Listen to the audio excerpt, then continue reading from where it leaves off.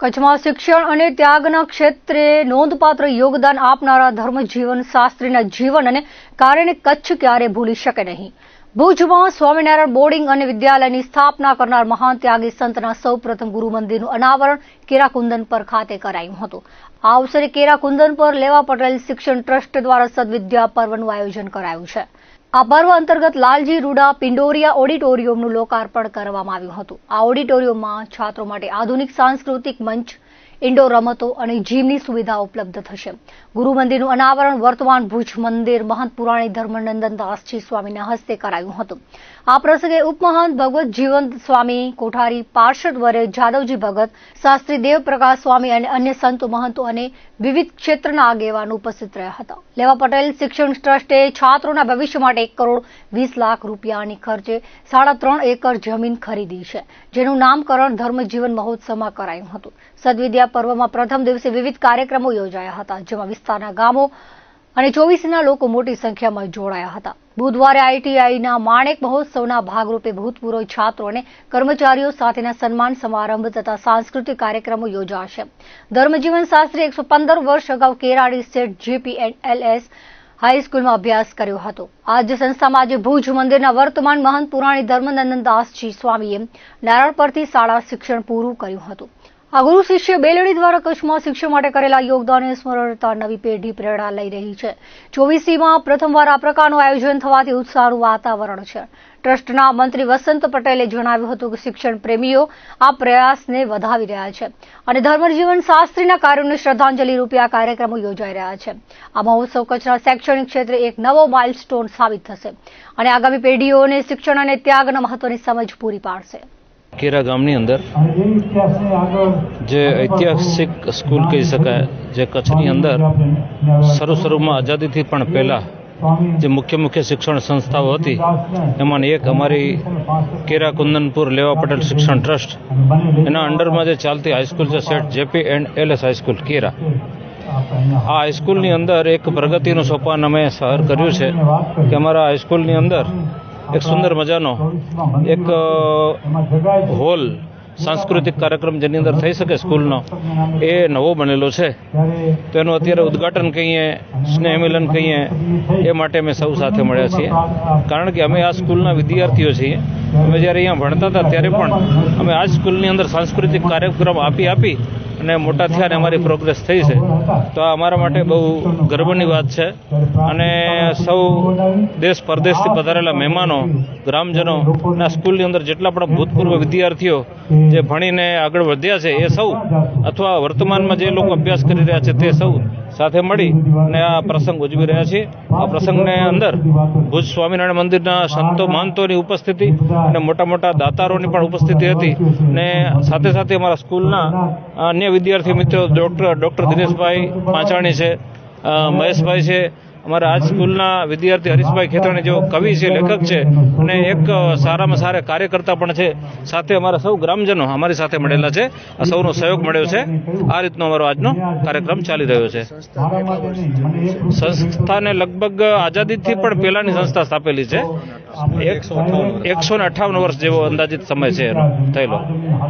158 વર્ષ જૂની કેરાની શિક્ષણ યાત્રા, જેને 60 વર્ષ પહેલા કેરાકુંદન પર લેવા પટેલ શિક્ષણ ટ્રસ્ટે ખોજા ભાઈઓની જે સદીઓની જે મહેનત હતી એને આગળ વધારી. જેમ સમય જાય, પરિવર્તનો આવે, એ રીતે શિક્ષણની અંદર પણ ઘણી બધી નવી વ્યવસ્થાઓની જરૂરિયાત છે. વર્તમાન સમયને ધ્યાનમાં રાખી અને કરવી જોઈતી હતી, એને લક્ષ્યમાં રાખી અને અત્યારે આ સંકુલની અંદર અમે લાલજી રૂડા પિંડોરિયા ઓડિટોરિયમ છે, એમનું નવનિર્માણ કર્યું છે.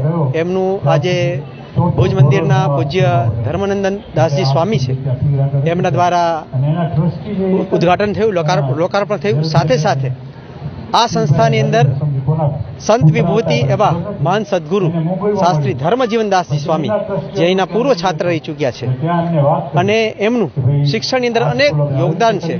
અને એમના જ પ્રયત્નોથી એમ કહી શકાય કે કચ્છના શિક્ષણ ક્ષેત્રની અંદર એક આમૂલ પરિવર્તન આવ્યું.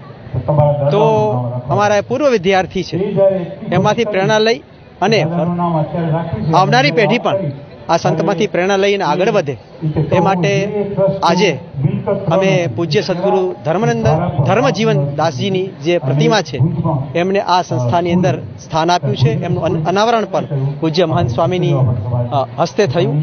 આ સંકુલ છે એ હજુ વધુ વિકસે, વર્તમાન વિદ્યાર્થી અને આવનારી પેઢીને સારી શૈક્ષણિક સુવિધાઓ મળી શકે એ માટે આ સંકુલ છે એ વર્તમાન કમિટીને થોડું નાનું જણાયું એટલે બાજુની લાગુની ભૂમિ છે જે મળદિયાના પરિવારની હતી એમણે આ સંસ્થાએ છે આજે આ ટ્રસ્ટની અંદર સમાવી છે. ભવિષ્યની અંદર જ્યારે વર્તમાન બિલ્ડિંગ છે એ જર્જરિત થાય તો ત્યાં નવી એક વ્યવસ્થા ઊભી થાય એ ઉદ્દેશ્યથી એ જમીન છે દાતાશ્રીના સહયોગથી એ સંસ્થાની અંદર સમાવી છે. સાથે સાથે આટલી લાંબી જ્યારે શિક્ષણ યાત્રા હોય ત્યારે અનેક મહાનુભાવો છે અહીં ભણ્યા છે, આગળ વધ્યા છે અને ફક્ત કચ્છની પણ રાજ્ય અને રાષ્ટ્રની અંદર ની સેવામાં પણ પોતાનું યોગદાન આપ્યું છે.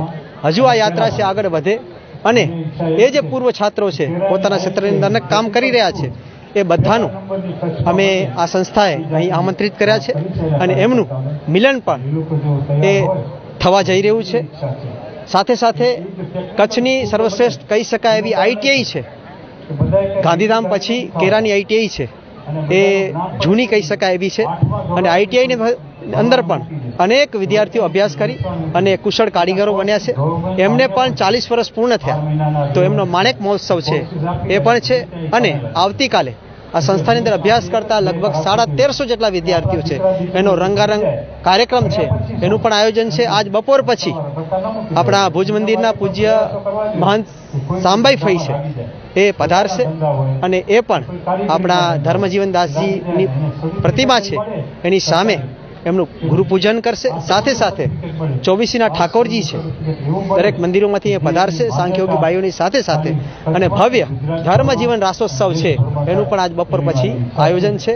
તો આમ કહી શકાય કે વિવિધ પ્રકલ્પોની સાથે લઈ અને આ સદવિદ્યા પર્વનું આયોજન છે અમે કર્યું છે અને પૂર્વ છાત્રો છે, વર્તમાન છે અને ભવિષ્યની પેઢી માટે સારું શિક્ષણ મળી રહે એ માટે કેરાકુંદન પર લેવા પટેલ શિક્ષણ ટ્રસ્ટના જે પ્રયત્નો છે એ અવિરત રાખવાની આ એક નાનકડો અમારો પ્રયાસ છે.